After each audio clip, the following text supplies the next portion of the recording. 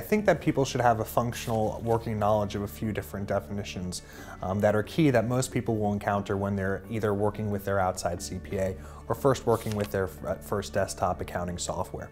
A couple of the ones let's just start off with. One of the basic ones that hopefully everyone starts off with is some assets. So assets very generally are any resource that generates an economic benefit.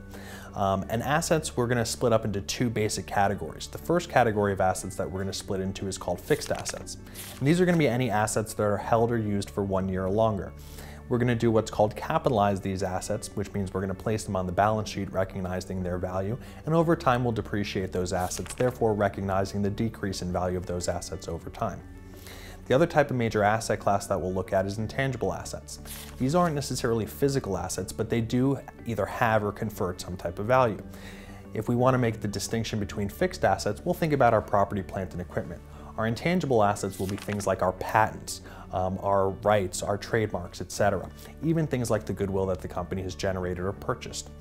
So where intangible assets are not physical, just like a fixed asset, they're going to confer some type of value to the company. Along with assets often comes liabilities. So we discuss liabilities as any type of financial obligation, sort of like a debt or a responsibility. And we'll split liabilities up into two areas based upon the amount of time and the duration. So we'll think about those liabilities and those obligations that are due in 1 year or less as what we call current liabilities.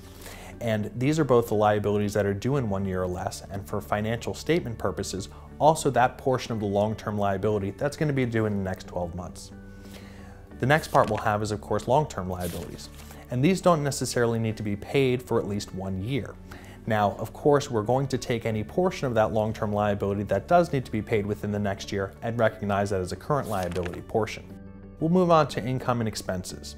Income, what many people think of, and we'll use interchangeably here for simplicity, revenue, is going to be any increase in economic benefit over time. This is going to recognize the benefits of your sales and things like that that you've made. On the other side of income, during the performance of your business, you're going to incur expenses. And these expenses are going to be recognition of the decrease in economic benefits over time, those things which actually cost you money. And with expenses, we're going to see expenses breaking up into two basic categories. One category is called cost of goods sold, or COGS, which many people may see. These are going to be the things which are directly related to the production of your good or the sale of your service.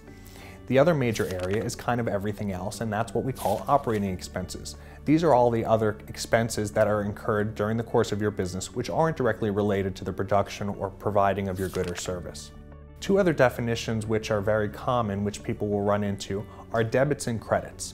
And very importantly, let me start off by saying that we shouldn't confuse the debits and credits that we see on our bank statements with the debits and credits that we see on our financial statements. Very simply, a debit is going to be an increase in either an asset or an expense account, or a decrease in a liability, income, or equity account. Conversely, a credit is going to be an increase in liabilities, income, or equity account, and a decrease in your assets and expenses accounts. Both debits and credits are used through a process of making journal entries and booking items onto your financial statements.